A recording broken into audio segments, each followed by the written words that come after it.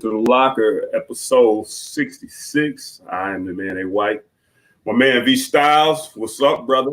What's up, man? I'm running a little late. Don't have my freaking lights on, man. I don't know what's going on, man. I can't even really tell the difference. Yeah, it brings out in my natural hue and my natural high cheekbones. That light accentuates in my features, man. I got ended in my family. But no, we I want to apologize to the people cutting up our podcast. We had like 950 on podcast. We trying to get to 1,000 for the new year, and we more than likely we may pop in on Christmas Eve for like a 5 to 15 minute show just to wish everybody Merry Christmas. If I know Styles got kids and whatnot, but so we may pop in, but I'm not making that guarantee just because. Yeah, I got old kids, so it's dude. Christmas is crazy here. Cause remember when we were kids, you woke up at like 6, you woke up like 3, check the time, woke up at 3:30, check the time. Yeah, my damn kids, dude, we have to wake them up. Parents have to wake them up to open their gifts. So I'm definitely available. And you know what my biggest thing was going from being just a child to I think I started pitching in about 16, 17. Because my little brother at that point in time was like, I must have started pitching in about 14 or 15. My little brother was probably still like 6. Okay. So, that's when I knew I was becoming an adult, man. When I got to stay up late and go find out where everything was. Right. But I don't know if we got kids watching, so I ain't gonna say too much. Good. My family people might be watching. Yeah, so I stayed up late and waited for Santa to come in and show them around so he didn't trip over nothing, I should say. But so I'm saying I was breaking down the podcast. And so I done got real good. Like I can do it in like 15 minutes now. It used to take me like 3 or 4 hours. So I done got where I can do it in 15 minutes. But I had a setting that I just set. And if you listen to the podcast, it sounds like we got diarrhea of the mouth. Like it takes out all the pauses. We just be saying something. Then I'll stop talking. You'll go immediately into talking. And I was like, dang. I ain't about to redo this. So I just posted them, but again, like I said, we had 950 clicks on our pod. So, if you could help us get to 1,000 before the end of the year, and that'd be great to get to 1,000 and we didn't start until March, maybe April. I can't remember. 66 to a week, 33, missed a couple. So maybe about 40 weeks ago. Yeah. So So anyways, April. Yeah. So like I said, we want to thank up to this point. Thank everybody who's been following. Some of them who are a little bit aggressive on social media and on here.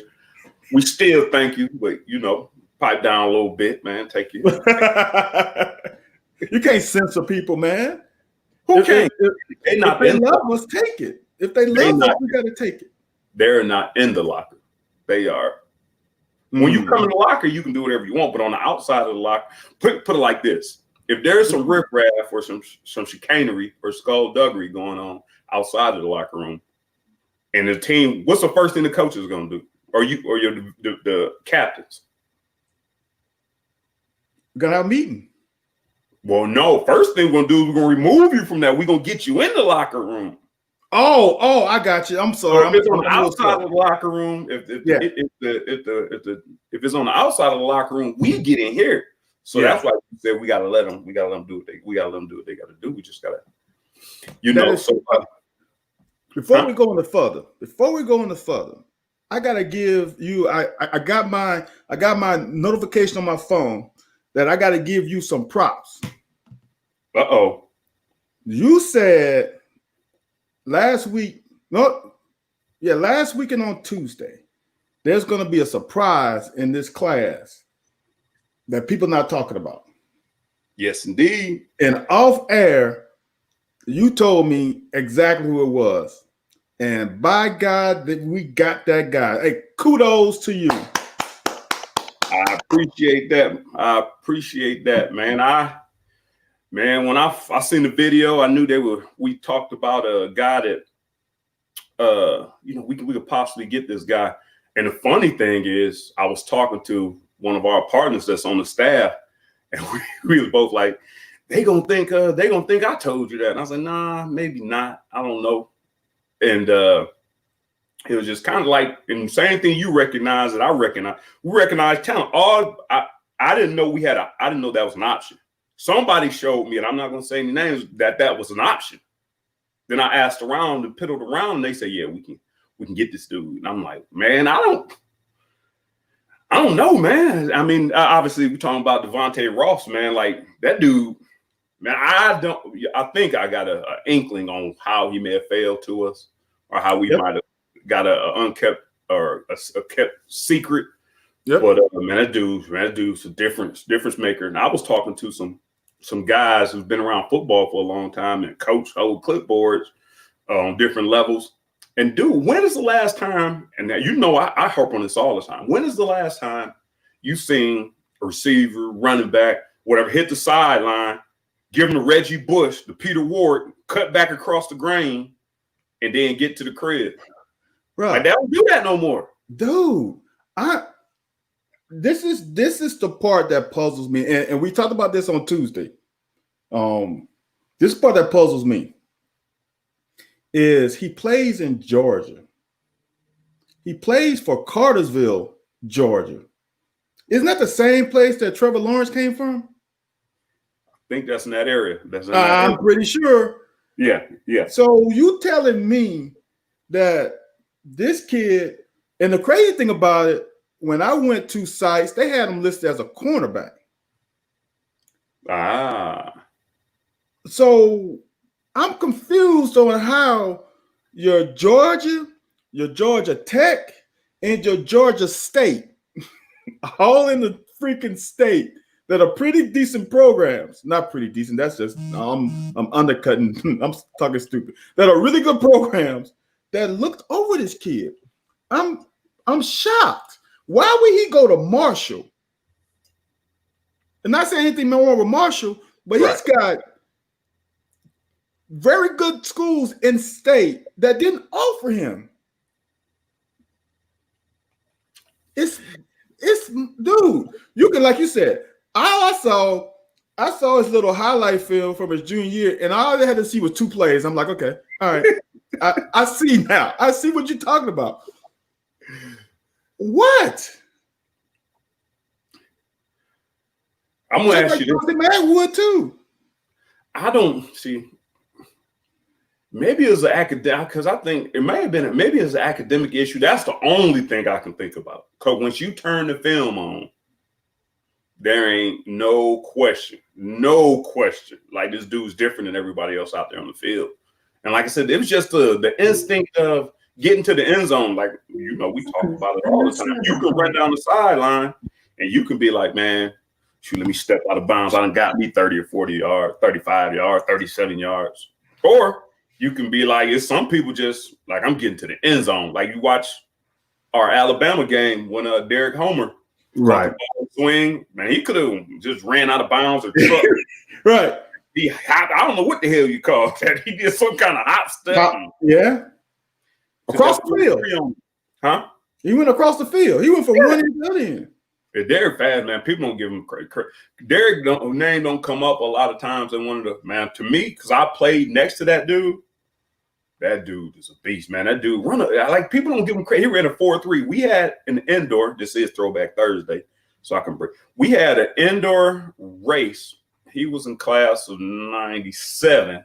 Marlon McCree, Quentin McCord, Andre Hayslip. It was some guys, some dudes in the class of, they wanted to race 95, but we wasn't with it. Yeasty in. We had a couple. T. Woods was still there. So we had some getters. Oh, yeah, those some burners. 96, 97 wanted to do it because we like, man, by that time we juniors. So we like, racing all over. And man, who got the ball? Oh, Bullet. So it was Creed, Quentin, Oh, damn. and Slip, I believe. But dude, so on the indoor, now that ain't no full 400. No, Indoor. there's 3. Who got the baton last? I think Bullet got the baton last with like, I kid you not, I'm not making this up, with like a 10-yard lead on the indoor on the backstretch. Hold on. Bullets is Eric Kelly. So just for everybody to understand, Bullets is Eric Kelly. Slip is Andre Hayslip. Who was the other one you said? Quinn McCord, Quinn Quinn McCord. Marlon McCree. And Marlon McCree. I just said this thing. Yeah, so I just want people to understand who all these guys. So, dude, and Bullet was a certified at minimum 4.4. He can run that in his sleep. So yeah, he's 4.3 all day. 4.3. Right. And D Homer walked him down with a 10-yard lead. No, man. On the backstretch and the indoor. No.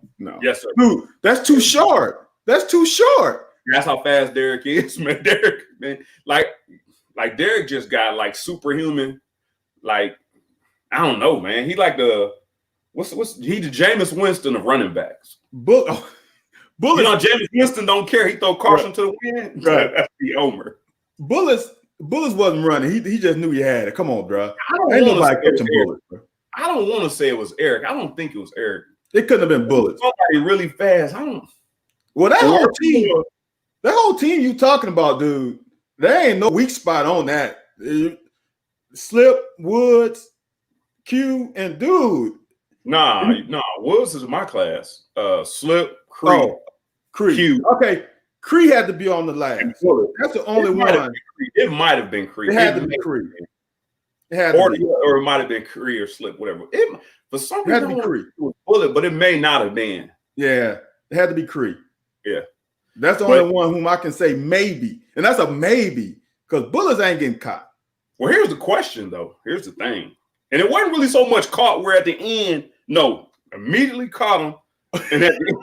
But hold on. No matter any of those people I named, if you're talking about the backstretch on the indoor, not on the track, on the backstretch on the indoor with a 10-yard head start. Yeah, I'm going to say 5, 7. It was over 5. That's about 60 meters.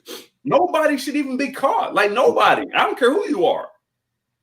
So I don't even know how we got on that topic. I don't know. Don't worry about it. Yeah. So that I'm gonna say this. I know Christian Lewis gets all the pub. He had the most stars, and he's a dude too. This is the first class where I seen that we got dudes at receiver. We got dudes. I'm gonna say this. I think Crowders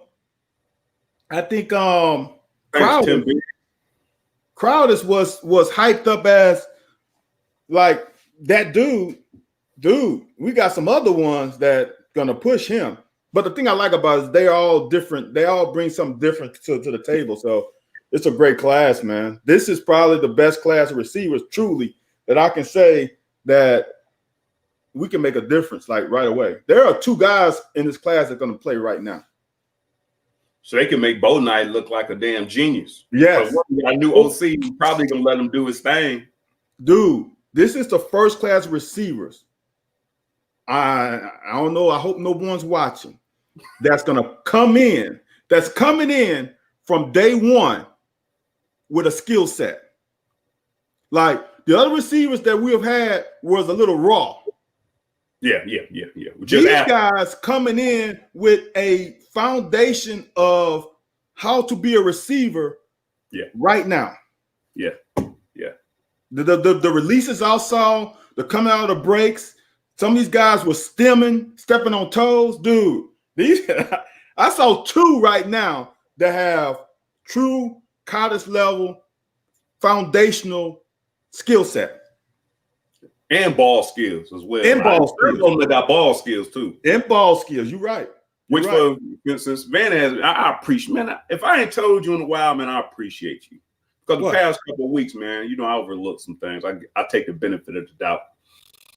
But when you say, well, for the people that don't know, when you do that I appreciate that, man. Sometimes I don't think about, you know, it's foreign to some people. that's listening. When I say ball skills, that means when the ball is in the air, you attack it, you grab it. So when I play with the Rams, the ball is thrown to a position, so the ball is right. Well, y'all can't see because so the ball is hanging out there, and you got to run and snatch it out of the air. It's not like you can't do this in St. Louis Rams, the greatest show on turf offense. So when I say ball skills, that means people go up and get the ball. Where the ball's at, they high point the ball, which means it's at its highest point. So yeah. So, but that is one thing. You are right. We do have receivers playing receivers instead of athletes playing receiver. Can you hear me, man? Huh? Can you hear me? I can hear you now. I seen you looking. Yeah, dude, something's going on with me, but what? Yeah, man. You, man. I think it's I'm going to talk to my people. I think it's okay. I think it's StreamYard, because when I broke down the podcast, the time you had an issue, the audio was messed up on this end as well. If it was your issue, I don't think my end would be messed up. Okay. All right. So yeah, I think it's them. They're gonna give me a refund or a couple. Man, they give me an upgrade me because I was in here before they became popular. Right. Yeah, they said they got two say you were breaking up. So I don't know. It's crazy. Here's the crazy thing, man. It would be very interesting because I heard some news today that really popped my antennas up. I heard that somebody was saying that Kennard was coming back. I seen you post that on Twitter, man. You know, and don't start no stuff, man. No, I didn't start it. I'm not on the streets. I'm not on the streets. So I'm just repeating. Kennard's coming back. And then before the regular season happened, they said Ali was coming back. What if Devontae Robinson coming back? Because I heard he's coming back. What if Q comes back? You know, Hoskin, I'm on his 7-year term. I'm on his 7th-term committee. What if he comes back? Oh, man. What if Boogie comes back? Let's run it back, man. Let's run it back. Let's bring them all back. Let's run it back. Hold on. No. Hold on. Listen, man. You know what? Man, I love your enthusiasm. I love what you're going after. I love what you're going after right there. But my one thing is this. We had a good team. And I'm going to go back to the beginning where I said we had a 9-1 team. Alabama beat the dog out of us. If we didn't give up against Alabama, if we stayed in the slugfest with them, I'm not saying we was going to beat them. Right. If we stay in the slugfest with them, all you got to do is hang around to the middle of the third. They're going to be like, damn, these dudes ain't going. And they may start to tense up and tighten up. We didn't do that, man. They hit us with a good uppercut and we folded. Florida. So my 9-1 was still in pocket if you look at the way the season went. So, but my point was this. I think the difference was when you saying we want them back. You know, what do you call those socks you pull up and they ain't got too much elasticity and they won't stay up? What do you call them? I don't know. You don't know what they call? No. They're called quitters. You don't know that from Bill Cosby? I think I learned that from the Cosby Show. Hey. You're right. But no, that's why when we talked about this off air, I don't want those dudes coming back teaching these other guys, because that's one thing I love about being out there with Tyrone Wheatley and them. He said, if I ever look tired, then that's going to make you think it's okay to be tired. If your starter can find an excuse to let up a little bit, then you don't do nothing but trickle down. So if the guys was here, and I can't say Josh Ali was on that. He dropped a few balls in the end of games when the game was out. When the game was out of hand, he dropped a few balls to catch those balls. So I kind of call that quitting. But if they come back, they may have to watch somebody else play. That's one thing. I know at the receiver position, if you come back, you damn sure gonna watch somebody else play if you come out like you did last year. I wouldn't be. There's 2 positions, and one guy already did, and they beat me to the punch, so I didn't post it. There are 2 positions, maybe 3, that's going to be high in the transfer portal. It's going to be wide receiver. It's going to be corner. It's going to be safety. Somebody is in trouble. I'm telling you, somebody's in trouble because, dude, you know how many safeties we got? We haven't even talked about Mo Douglas since he was a hot. His name hasn't even come up. Yeah, corner's back. The whole safety group is back. The only person who's leaving is Devontae. Possibly. All right. And we didn't have much problem in safety, though. We didn't have much problem in safety. So no, that's what I'm saying. Yeah, but we got so many of them, though. And we got the guy from my neck of the woods, Joel Williams. He can ball. Yeah. You ever heard from him? Yeah. You got Vito. You got Mo Douglas. Then we just got a what's the guy from Radcliffe? It's not Levitt. It's the other one. Jordan. Yeah, it is Lovett. Jordan Lovett. Oh, okay. So Jordan, dude, how many guys can you have at the safety position? We like 4 deep. So and then that corner, we deep too. So it's gonna be crazy. What's up, boy? Dude, this is crazy, man. Hey, War. Good job on Ross, bro. Good job on Ross, man. I don't know how you stole him. I don't know what people are looking at, but dude, from what I saw, and if I can see it, everybody can see it. I don't have no special portal to watch some film. I get it from Huddle. I think that might be it, but that is Stu's area, so it might be a little bit of recognizing talent, and we appreciate everybody who listens to the show and watch us, and appreciate the knowledge that we bring. Everybody might not go out there knocking on doors and said all it take, like you just named some big time schools in the state of Georgia. You ain't got to play no cold games unless you travel to Kentucky. But all you got to do is just push play a time or two. Right. I mean, just push play for about 15, 30 seconds. And you're gonna ask more questions. So I don't know, but I guess. And you look at the talent we have here at receiver, and it's not a knock on these guys because we don't really know what they can do because we haven't really let the ball go. But they don't look like they don't look like that. Once you get the ball in his hands, the rest of it is history, man. Like I said earlier, no one has came into college with that fundamental skill set at the position. I saw all 3 of them get out of the line of scrimmage like a true college receiver. Like I've seen them release, I've seen them stem, I've seen them set up guys. Dude, I haven't seen anyone to come in like that from day one.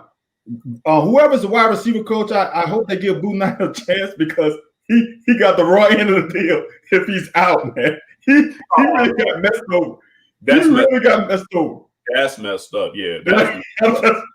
Well, it seems like Cohen isn't pumping his chest for me because he got a O-line coach that people were talking about before Cohen was hired. So obviously he's okay with bringing in guys.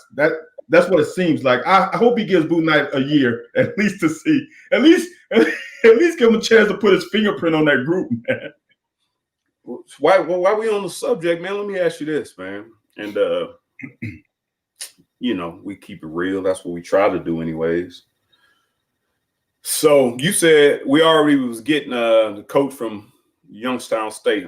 I don't know why I didn't look him up. I looked him up, but man, I had so much stuff going on before we came on. Wolf, what's his whole name? I'm gonna call him Wofford. Wolford. Yeah, Wolford. And I don't know how to phrase this without sticking my foot in somebody. Man, we're in the locker, man. Just say it. Nah, man. We respect it. We respect it because anything we say, I think is gonna get taken more than face value. Okay. Because like somebody just said, we don't just come on here and politic and just talk about, we tell truth what we think. And So, is there a point with bringing Wolford, that we may be trying to help all our buddies out? And hopefully everything works out. If everything works out, fine. But we're replacing everybody, I guess, with the exception of Cohen, that has a connection with Stoops. That's a Youngstown connection. So,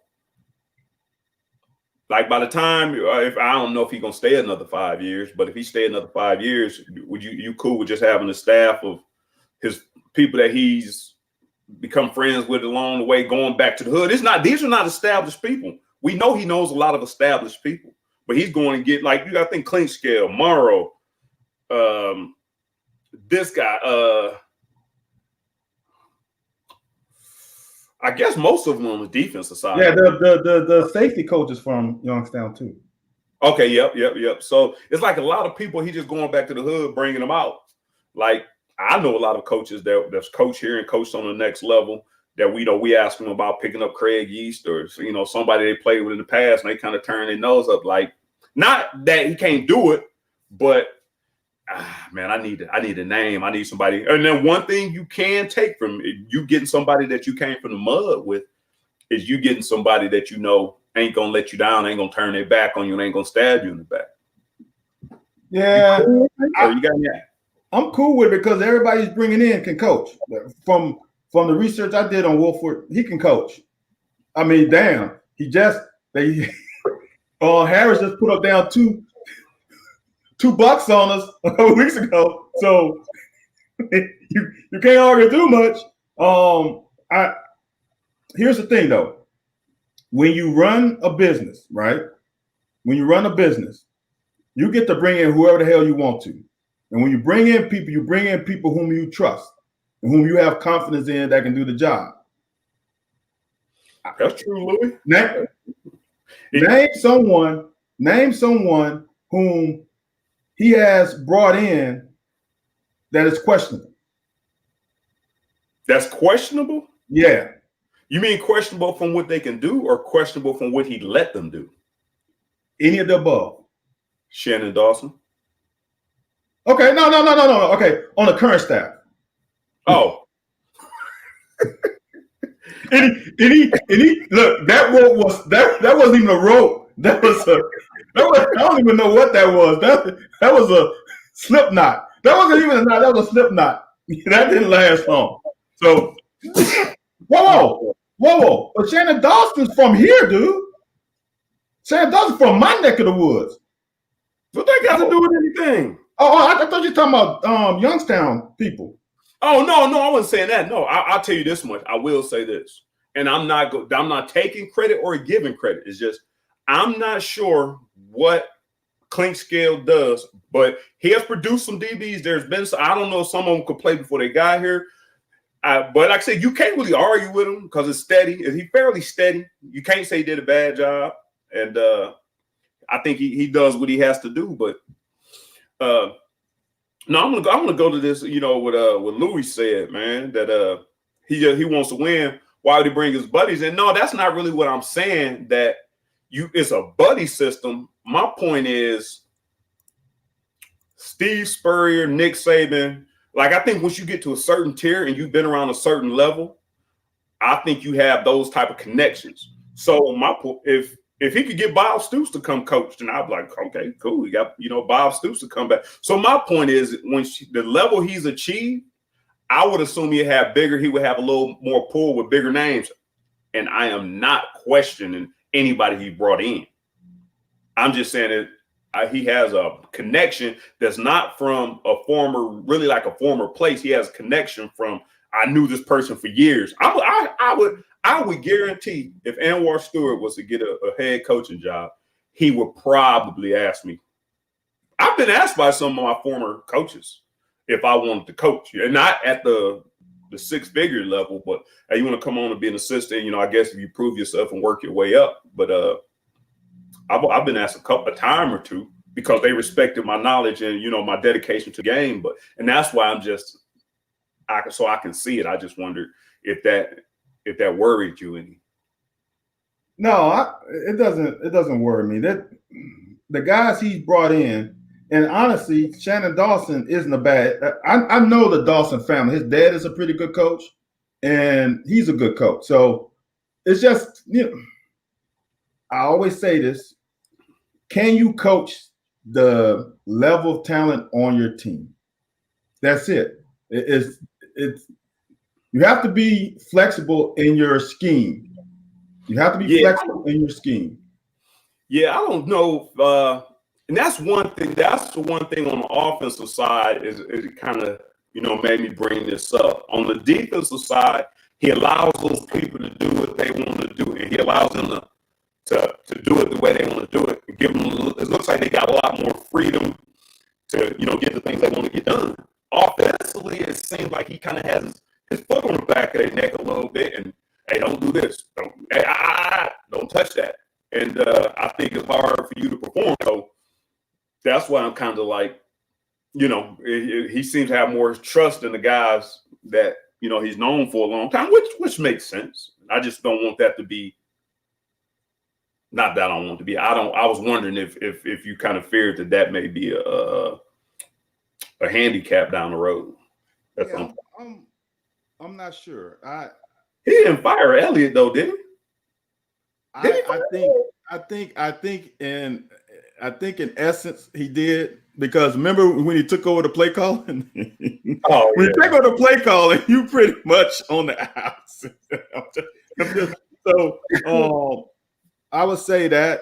I mean, dude, he has hired some really good. To me, Neil Brown was a good hire. He just was at the wrong. It's like meeting that girl at the wrong time. Like one of you is just not ready, and you miss out. I think we got Neil at the wrong time when the talent level wasn't quite there, and he couldn't really implement what he wanted to implement because we just didn't have. We were not there yet. And I'd say the same thing with Shannon Dawson. We were not there yet, and we got. Just think about it. When Coach Grant first year was really the best year, the best unit, best wide receiver unit that we've had since he's been here. Since 2016, that's the best wide receiver unit we had with Baker, Juice, and Badette. Yeah.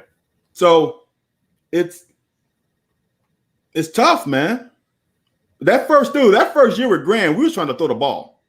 Period. Because we had Boom and all those receivers. Yeah.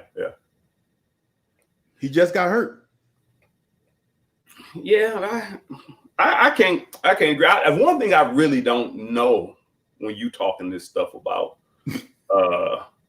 they was at the wrong time, and you relating it to Dayton, man. It ain't no wrong time. It ain't no wrong time to Dayton. But no, I'm just being funny. But no, I say this because if you think back in the Hal Mumme era, everybody who coached offense under Hal Mumme coached somewhere else.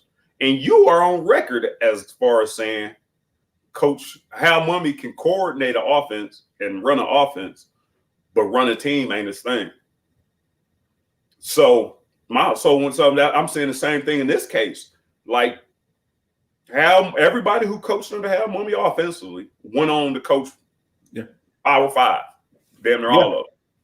Yeah. And he can't find a job. So how is it that Stu? So when you saying it ain't the right time, shit, Mumme didn't have any lack. Like he didn't get a lag. He didn't get time for these guys to produce. So maybe, and I understand the concept, but maybe if Stoops takes his foot off of their neck a little bit, they might be able to breathe. Hold up. So let's look at it the other way. Mumme came here at the right time, right? He had all the tools. Couch.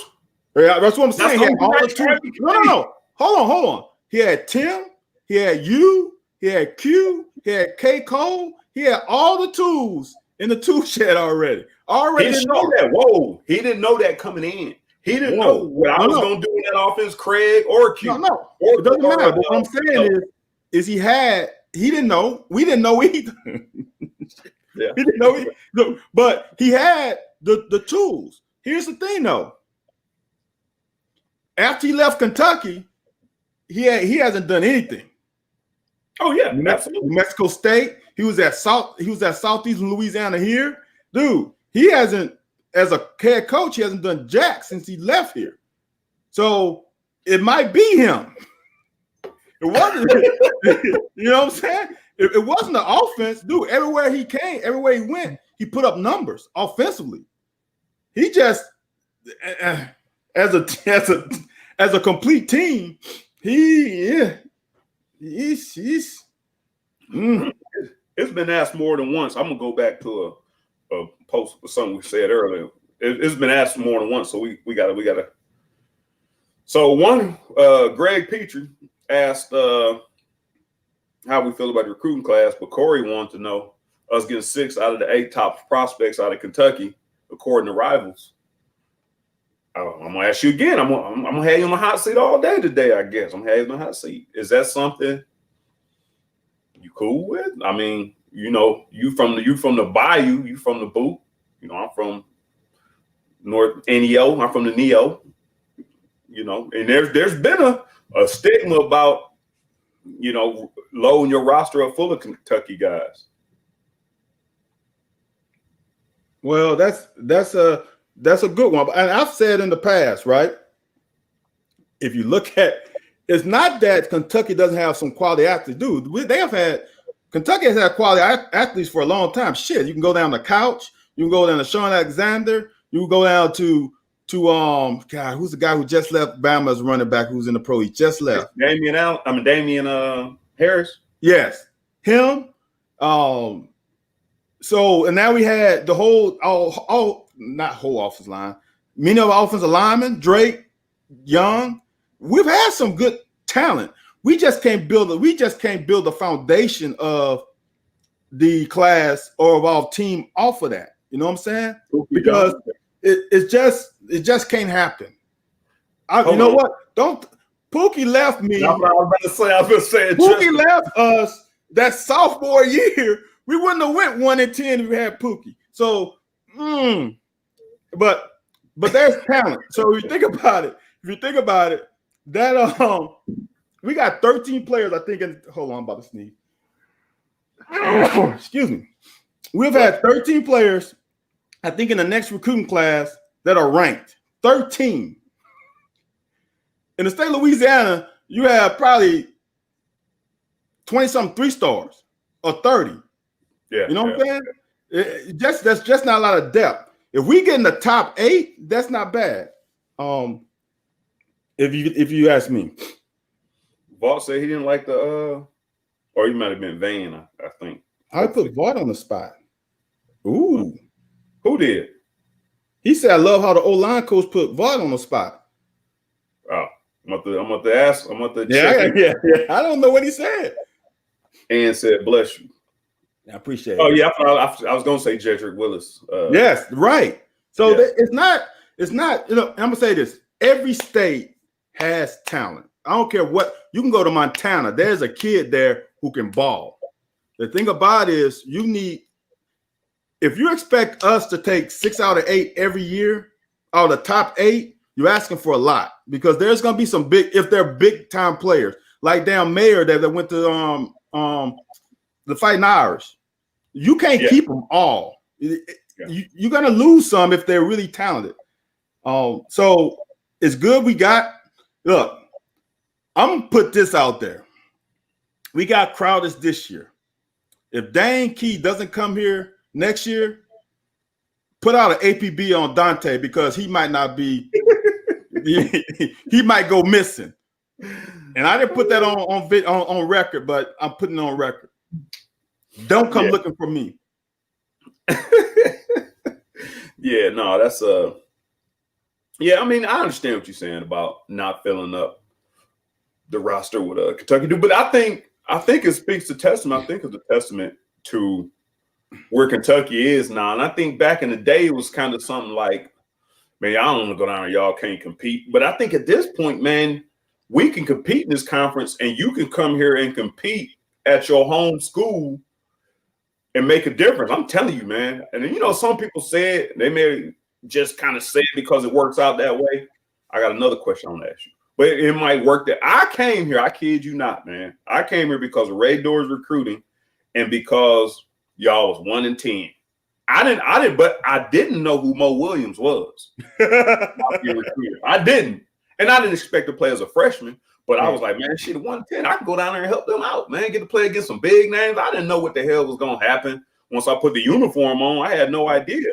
But the question I got is, I was gonna ask this from the beginning of the show, but it kind of ties in with this. So it's like when people say, man, I was watching a Thursday Night Football, and they were talking about what this guy is going. He said back when he was in middle school, did you have any idea you was gonna play in the pros when you were playing football in middle school and Pee Wee growing up? No. And people always say, well, he always knew. No, I didn't have. No, all I knew was I was gonna work my tail off and give 100% every play, and what happens happens. So once I started getting looked at on a college scholarship level, I was like, then I started getting ranked nationally. I was like, oh, okay. Yeah, let me keep playing. Then when college was the same thing, just go out, get kicked off the team, come back. Even when we were making plays, it was still kind of like, I don't know. But it's just kind of funny when I said I was coming. I did say I was coming here because we were 1-10. Like, had y'all been better, I don't know. Like y'all was like 7-4 or something, 8-3 maybe. We were 6-6 the year before you came. The 2 years before you came, then we were 1-10. Here's the thing, dude. Here, I'm gonna just tell you how it's so much different now. My first year in college, guess how many hours I took? I took 18, 17, and 6. Does that seem like a guy who think they were going to the pros? I came to college. I think I'm here trying to get this free education and possibly graduate in 4 because I was supposed to be redshirted. Graduate in 4 and then get started on my master's. So that was my outlook when I got here. Who in the hell comes, man? When they told me you got to take at least 12 hours, I said, let me try this out, man. Let me see, 101, 101. I said, man, I guess 18. When I got older, 15 and 18 wasn't too bad, but just coming in trying to figure this thing out, hell nah. Man, I don't know who the hell told you to. Oh, I'm going to try 18. Hell, you want to be Billy Badass? Try 21. Why couldn't take 21? Go ahead. I came from a college prep school, dude. I was ready. Look, and this other thing, I don't know. At that time, it wasn't for all classes, but my engineering schedule was laid out. This is what you're supposed to take every semester. I just did what they asked. To graduate in 4 years, you had to take these classes. So I'm like, okay, that's what I'm going to do. I wasn't thinking about that. I just did what I was told. And there was there wasn't that many people in engineering at that time. So I didn't have really anybody overseeing my schedule.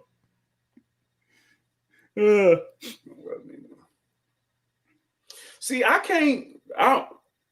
can't say that the media never gives us respect, because I think our recruiting classes has been pretty decent ranked. I don't think they were skewed any. I think they were pretty decent ranked. But man, I don't know if you watch ESPN. We done turned a couple. You can't get Chris Doering, Gene. Yep. It's several of them jokers you can't get to say nothing bad about us. I'm right. When I'm talking bad about them, the media realizes we got talent. I think they realize we turned the corner. They seem more disappointed when we don't achieve the goals we set out to achieve, and we don't execute the way we should execute. So I can't really say that the media is against us anymore. I don't think the writers give us respect because their name is on the line. Like me sticking my neck out for 9-1. If I was somebody who get paid to do that, man, anybody, hey, Mr. White, you come upstairs real quick. Bring your folder too. Right. No, look, think about it. Chris Doering and Gene sees us play every week. They don't miss a week. They see us play every week, even if it's just cut up film. That's what their job is. These other guys who don't see us play every week, they just go off the name. So I'm not shocked. I would say this: the majority of the media don't give us the respect, and I will give them that. Like even some of the announcers that come, some of the color analysts that come on certain weeks that haven't watched us a lot, they say some stupid stuff. So what do you think about Jordan Rodgers? No, I think Jordan Rogers just, in my opinion, not good. If you ask, I was thinking the same thing. I was like, maybe, and he's a good looking guy, so maybe he spent most of his time in town. I think he's trying to be someone that he's not. I think he's trying to emulate another talent. I don't want to say the talent, but the reason why, like, Tony Romo is good because Tony Romo is just being himself.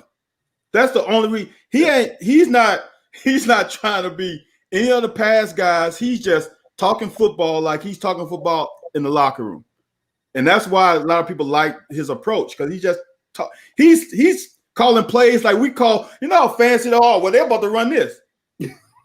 He's called it, but he has some direct insight because he plays the position. But that's all I personally like him. Yeah, but I got to be completely honest with you, man. I have to be completely honest. And I don't know at what level, and that's something to talk to K Frank about. But I do have, at certain times, I do have a struggle with, like, I can really speak like this and speak like I speak on Sunday morning sports talk, and probably draw a crowd and an audience and sound very smart. Because if I'm just talking like this and saying what I want to say and getting my point across, the people who know me, like, okay, maybe he knows what he's talking about, and they may listen. But if I'm not speaking like this and I'm not speaking in a direct voice with clear diction and things like art and being articulating very well, then people may not. So it's kind of like I like Charles Barkley. I like to do the Charles Barkley and stuff. But now you say they got Swagoo and Ryan Clark. Yeah, and I'm like, man, I'm cool. But for you to get to that point, you got to do the what's the dude that works with Stephen A. Smith? Max Kellerman? Yeah, and I'm not saying Max he has come a long way. I mean, he's good at what he does, but I mean, he's come a long way in loosening up and being a little bit more, outside the line a little bit with his diction and his pronunciation. But I don't know. So I think there is a part about it. But the one thing I could never do is I don't think I could go in there and, like you said, trying to emulate somebody else. That's something I wouldn't be able to do. No, that's why I'm the great thing. The great thing about today's society, I see you, Vic, is that you can be yourself on your own platform. Thanks, Louis. Appreciate it, Louis. And that's awesome, man. So you can do what we're doing right now probably 10 years ago. Yeah. So now we can do this. We're doing this because we just like talking in the locker room. You know what I'm saying? This is just what we do. This is what we did before we did it on live. This is now we just doing it and we got like about 2 viewers. That's you know what it is. Honestly, you know what this is. And like I said, coming into the new year, we're gonna unfold a couple new wrinkles. You'd be a little bit more involvement. This is Twitter with video. Yeah, this is what people do on Twitter. Somebody started a thread and everybody made comments and everybody got something to say. The only difference is we ain't got to worry about typing limited characters because I don't know how Larry Vaught and them dudes do it. Kurt, it's a lot of them dudes. Man, I'll be pick. Man, we be on to the next play and they be done tag me in it and I done got like 4 or 5 apps about the thing and I ain't even finished typing the play. I'm like, I don't know how they do it, man. I have no idea. Somebody need to hit me to how you get them tweets out so quick. Man, you gotta learn how to. You gotta give your young nephews and nieces learn how to shorthand. Them jokers too smart, man. They done figured out. Every time you ask my mom or elder ask them to do, I don't know how to do that. She asked me, she was like, I posted something on Facebook by accident. Can you go on my account and delete it? I said, where's D'Anthony at? Ask him to do it. Oh, he said he don't know how to. You don't know how to do it. Oh man, they do my mama so bad. Man. They do my mama so. I am your main man, white. Come on, man. I did like Howard Cosell as a youngster, man. But yeah, man. So what was so we didn't get a chance to talk about it last week about the NFL, and you didn't give me you gave me a brief introduction on how you felt about it, and I feel some type of way about people or NFL from what are we in week 13 maybe? No, 12? 15 or 16. No. Yeah. Nah, we're not that far. Yeah, we are. They only got like 3 games left, I think. Well, then that would make us in 13. No, there's 17 weeks. Yeah, so that would make us 13 or 14, like I said. Here we go. My question is, the whole time we've been watching football, and this sticks in my damn craw. Like every damn week. Well, Russell Wilson is the front runner. He's an MVP, clear-cut MVP. He's a clear-cut MVP. And I'm like, okay, all right, I can see that. Then it goes to, obviously Patrick Mahomes, because he like LeBron. They treat him like LeBron now. Like, you so good, so you gotta do something outstanding for you to get a shot. But dude, now they to the point where it's the Aaron Rodgers. But I think there was somebody in between there at one point that they was trying. It was Russ. It was Russ at one first, clear cut. It was Russ. Yeah, it was Russ. It was some people saying Josh Allen. There's been Aaron Rodgers is now. Who else was it?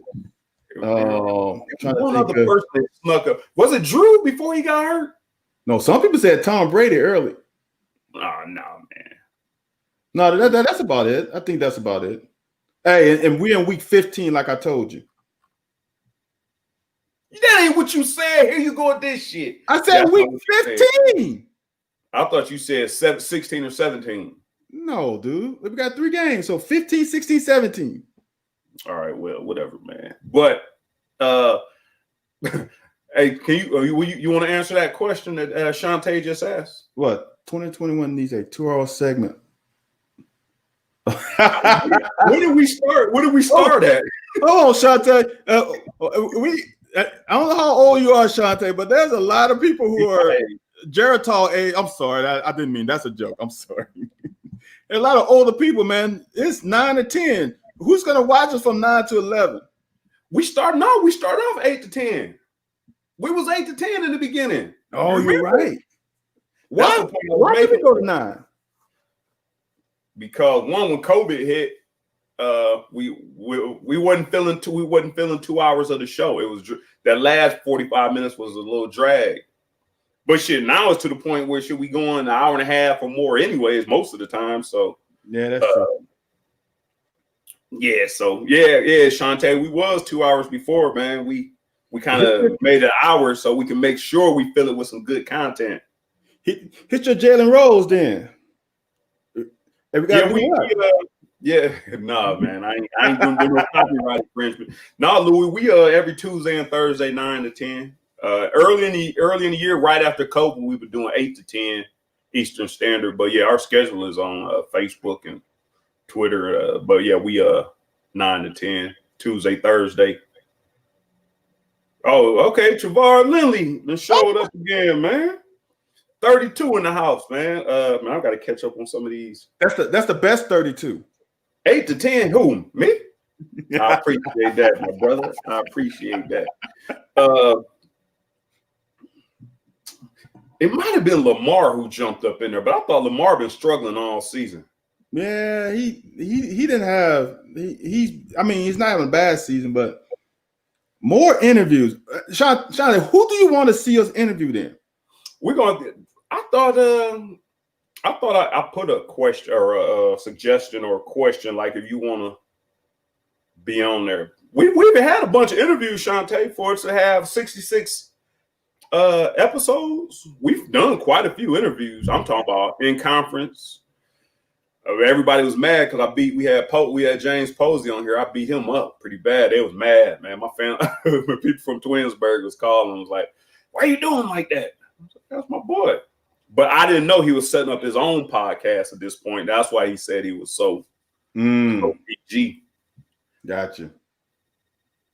9 to 11 is a little late. Yeah, look, I mean, if it was on a Friday, I'm sure Ant could handle it, but Ant getting old, man. See, and for me, it's 8 to 10. I'm on Central Time, so. Van, hey, Greg, I'm gonna tell you this, and I'm gonna let you know that Van heard it here first. That you heard it here from Van first. That Van said that who'd you say was coming? Oh, Kennard. He said Darren Kennard is coming back, Greg. So if you hear that anywhere on this show and it spreads around Twitter, Van's the one who said it. Okay, and I'm gonna go this. Eric Wolford said it. The new O-line coach. Hey, Shante, that was my plan. I do plan on having some Scholastic players on there and ask them, get them on here a little bit. 9 to 10 is a little late for them cats too, but I do in the offseason plan on having some young high school and even younger cats, man. Some little middle school, because I coach middle school. If you got somebody need to be on tape, man, let me know. Yeah, for sure. Nah, I ain't doing no 24/7, 365. It's 20. Warfield, what's up, man? Hey, Merry Christmas to you too, man. Appreciate that, Will. Appreciate it. With them guys, man. We and here's the thing. It'll be great for me. I like that you're trying to do that, Ant, because these young kids need to learn and become comfortable in front of the camera. Yeah. So because now you got all these guys who broadcast in high school games, and when they get to college, know how to conduct themselves and comport themselves. in a great manner. So when they see themselves later, they can say, "Okay, that was a good interview by me." So yes, we can be a good learning ground for them too. Put on a freshman symposium like they do in the NFL. Right. Right. Herm say, "Don't push sin." Yeah, man. I got a couple good buddies who are college coaches, and they tell me all the time that they let guys go by their social media posts. Ooh, that makes sense though. Yeah, I mean, these not 5-star. Now the 5-star guys they let slip. I'm talking about the other guys. Yeah, dude. I know we're gonna go. We got about 5 more minutes left. We got about 5 more. But let me ask you. I'm gonna ask you this because we're on this topic, and I know we spoke about once all this movement changed, when all the movement changed about empowerment, where we was all cool about the athletes having a voice and whatnot, about question coaches, what coaches have done in the past and may come back up to hunt them. But this social media stuff, and I'm really candid and I'm really self-reserved. And I stay to myself. But the people who know me are like, man, wait, cool, man, because I will talk about anything. I will tell you exactly how I feel. I'll tell you to F off if you are right. But if I don't know you, I won't say a word to you. And people don't really know how to take me. But if I do know you and I'm a approachable person, then we will have that. So when I'm saying now with the social media, you talking about people's tweets and people speaking against their coaches, I would never do that. And if you put a mic in my face, I'm not going to say anything to you. But if you were to ask me, and I've done it with plenty of fans and UK followers and media, hey, so what do you think about Hal Mummy, or what do you think about this? I tell them exactly how I feel. But I won't say that on media. So right. I said, what do you feel about, these players having the freedom on social media? You think it's a good thing? You think they should have it and be responsible? Or you just think that coaches should just completely take it away? I think words are fine, depending on what words. The things that I hear is the smoking, the drinking, the partying, the stuff that you don't need to show. Like here's the thing. I think kids don't understand when they go live, you know what I'm saying? When they go on their IG live or they go on their stories or now Fleet with Twitter, that coaches really don't look at that. They're fooling themselves. That's what they really going. They want to get to your private area where you think you get your little Snapchats where you only stays on for 24 hours. And these coaches are on that, man. And so these kids need to stop doing it. It's getting better a little bit now, but dude, a couple years ago, I know of some decent guys that didn't go where they want to go because they were posting themselves smoking marijuana and drinking underage drinking on their IG live. Who was that at Alabama? Was that the dude Sims that posted a picture on Instagram in front of a new Corvette or something, Camaro in front of his house when he had signed with Alabama? Wow, I don't know. It was about 10 years ago. How long was that? About Sims' time? I want to think it was Sims. Well, it was a black quarterback anyway. So wow. I mean, the guy just did it yesterday. They had a recruit that went to Georgia, and his parents bought him a new car. His parents. Now, here's the thing: we don't know because I don't know how well off his parents are. Come on now. Come on now. I'm just and someone said that's not a good look.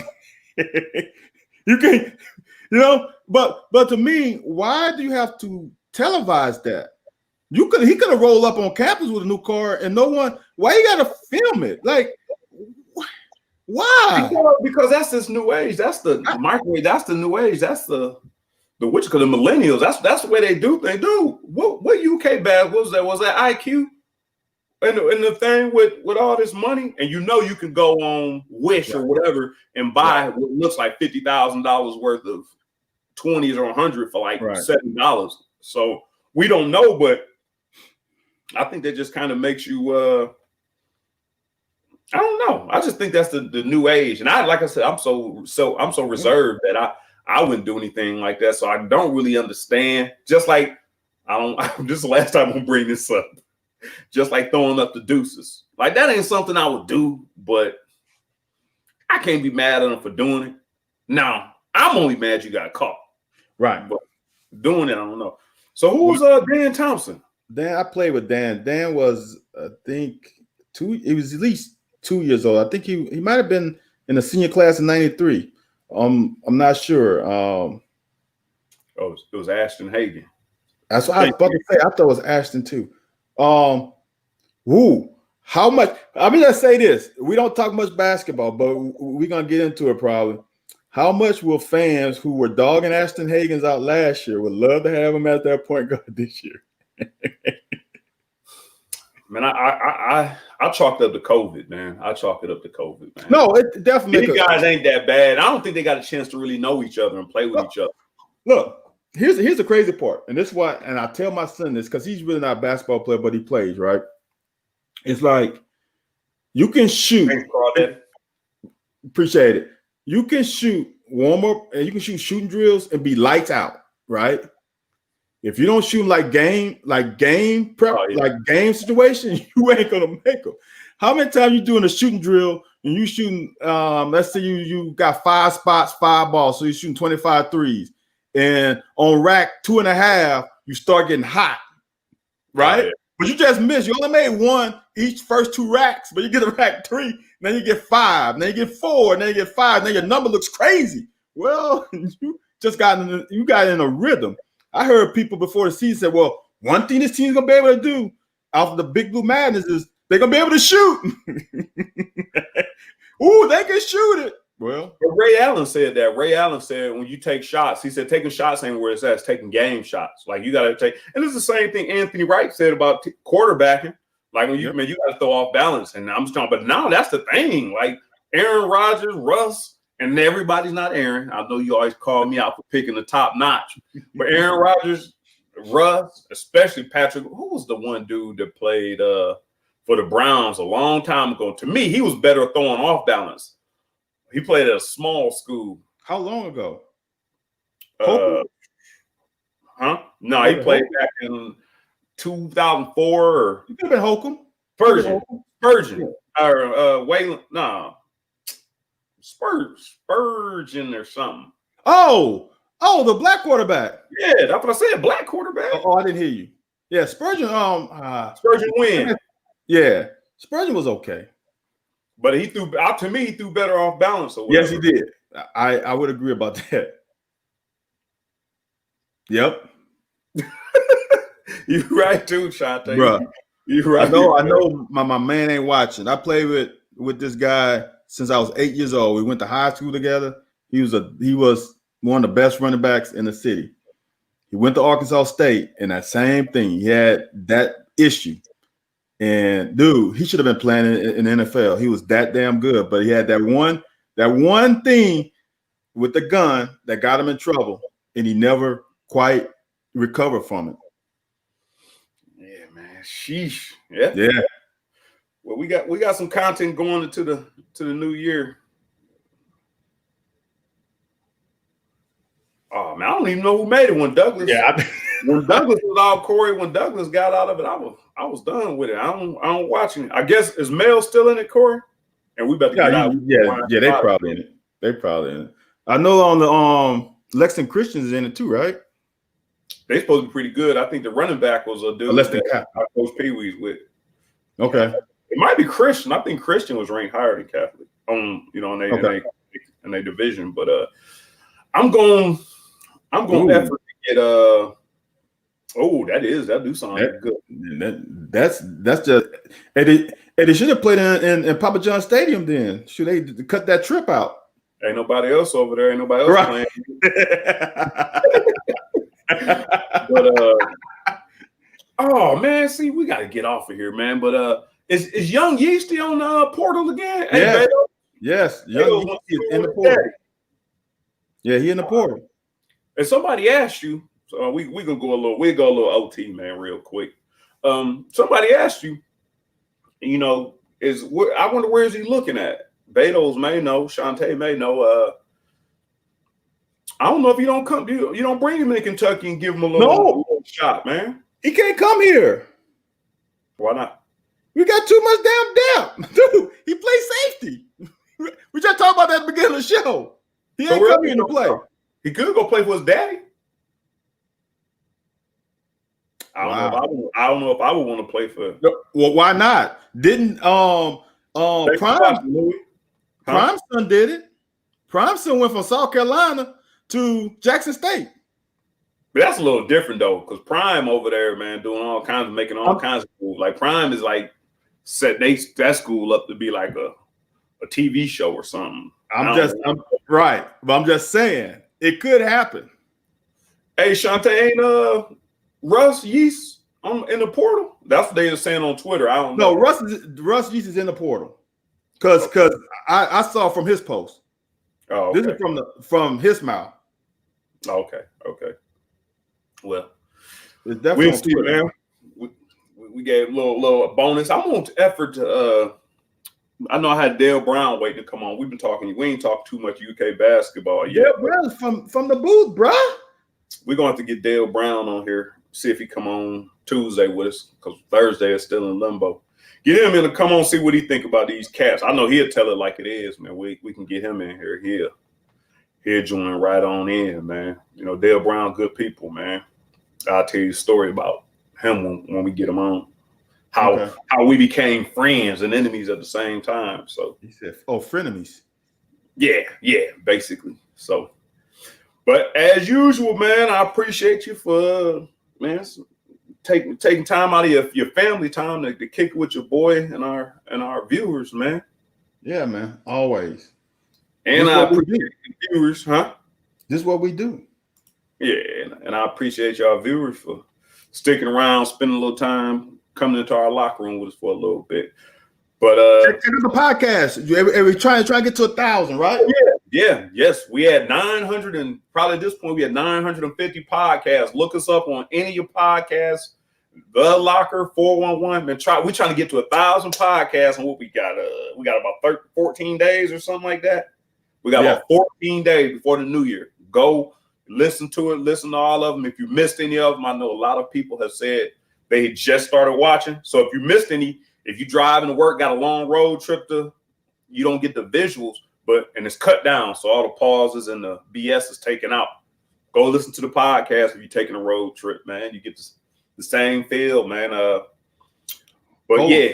Like, comment, and subscribe to the YouTube channel too. Yeah, because that way we get a little bit more few more options on YouTube. I see our YouTube game is picking up, but there's a lot more options we get once we get followers enough, and that we can do a couple things on there. But Yep. Until we get to the new year, we got some new things coming out in the new year. But until we get to the new year, man, we appreciate y'all for hanging with us through the rough times and our growth. All right, my brother. I'll see you on Tuesday. Yes, sir. Have a good weekend, man.